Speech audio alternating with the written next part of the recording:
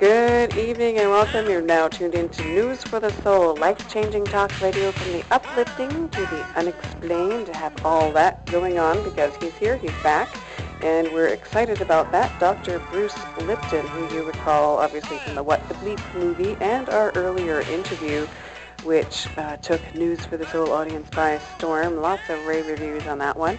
DrBruceLipton.com is the website, and his gift is bridging science and spirit, so let's dive in. Welcome back, Dr. Lipton. Well, thanks for this wonderful opportunity again. It's our pleasure all the way. Your interview last time was riveting, and we had lots of great feedback, as I was saying, and because you kind of connected a lot of dots for people. You know, a lot of people kind of go around thinking, well, I think there's something, that's this goes with this and this connects with this, but we don't know. But you bring the science background in to kind of go, there it is. Well, for me, it's kind of exciting because I really wasn't into this field at all, and I wasn't spiritual. And when I started to follow the path that science was leading me, I was like in total shock when I realized, oh my God, spirituality and consciousness are primary. And it was a big surprise because I was teaching genes and biochemistry and machine-like capacities of the human body, and the fact that there was a live operator behind it was surprising. Interesting. That's when you were noting sort of the observer effect. Well, yeah. Actually, what the research was really involved with was that cells are like miniature people, in that every cell has every functional system that we have in our body is already present in every single cell. So every cell has a digestive, a respiratory, nervous system, reproductive system, etc. And when I started to dive into this, I was looking at where's the nervous system of the cell? And of course, what I was teaching at that time years ago was that the nervous system was the equivalent of the nucleus where all the genes were, because the conventional belief is genes control the biology, and therefore genes control life.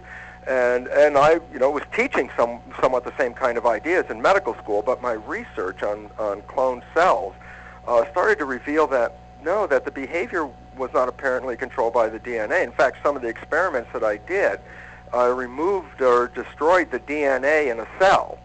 And of course, the logical point behind the experiment is if the DNA controls the cell like the brain, then if you destroy the brain in any living organism, the immediate consequence of that is death.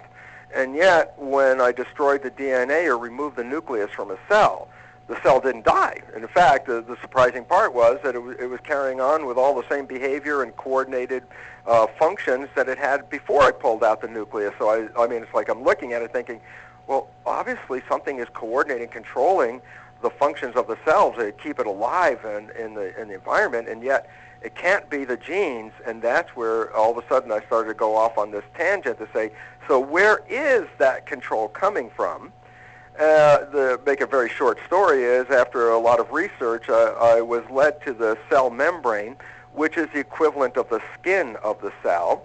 And what it turned out is this cell membrane, which in the microscope looks like nothing. It looks like a piece of saran wrap. It's got hardly any visible structure to it. It's so, actually, the cell membrane is so thin that biologists didn't even know that the cell membrane really existed until the late 1940s, when the electron microscope was developed, because it required magnifications that were available only in an electron microscope, not in a light microscope, to see that it was there.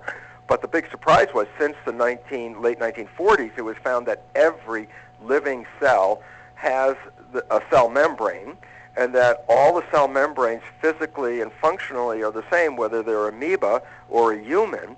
And so when I started to track it down, that was the big surprise, because, as I said, people looked at the simplicity of the structure in the microscope and said, oh, well, obviously that's so simple, it can't be doing anything really except acting as a skin and letting certain things in and letting certain things out.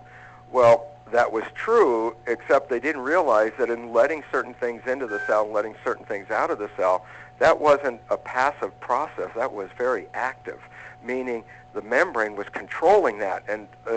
But looking at the structure said, yeah, but it's so simple a structure that we just relegated the membrane to a passive thing because it was so simple. The big surprise is that in that simplicity was elegance in this regard. that the cell membrane is the molecular equivalent of a computer chip.